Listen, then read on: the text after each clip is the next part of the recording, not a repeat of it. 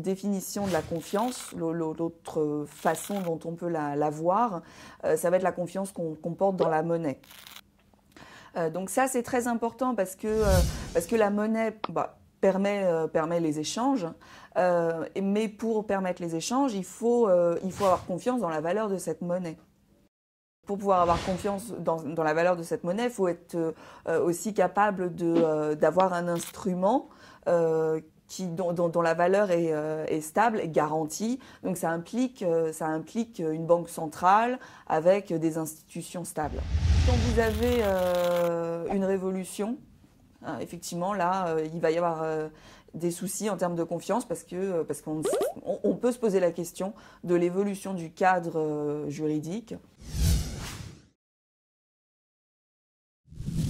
Un exemple,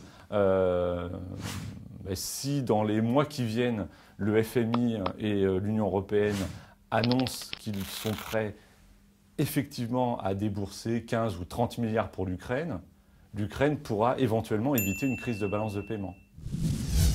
Lorsque la Banque centrale européenne a annoncé récemment qu'elle était prête à acquérir de la dette de certains États de la zone euro, ce simple effet d'annonce a ramené la confiance des investisseurs dans la dette des 10 États. Il n'y a pas eu un centime d'achat de la Banque centrale européenne de dette à ce jour, après cette annonce.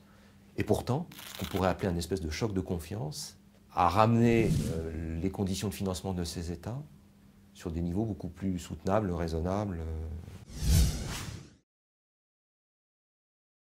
Il dit, Mario Draghi, que la BCE se tient prête à acheter des montants illimités de dettes publiques. Voilà. Et ça suffit à faire baisser les rendements. Ce serait un peu réducteur de penser que par le verbe, on peut influencer la confiance générale. Plus que de la confiance, je parlerais de crédibilité. C'est la crédibilité de la Banque centrale. Et il y a deux aspects. Le premier aspect, c'est est-ce qu'elle a réellement les moyens de ses ambitions? Le deuxième aspect, c'est que est-ce qu'elle a réellement l'intention de les utiliser? Le verbe, la parole, n'a d'action, n'a d'influence sur la confiance que si derrière, l'institution est crédible et l'a démontré par des actes. Donc c'est vraiment bien l'association des deux qui peut être efficace.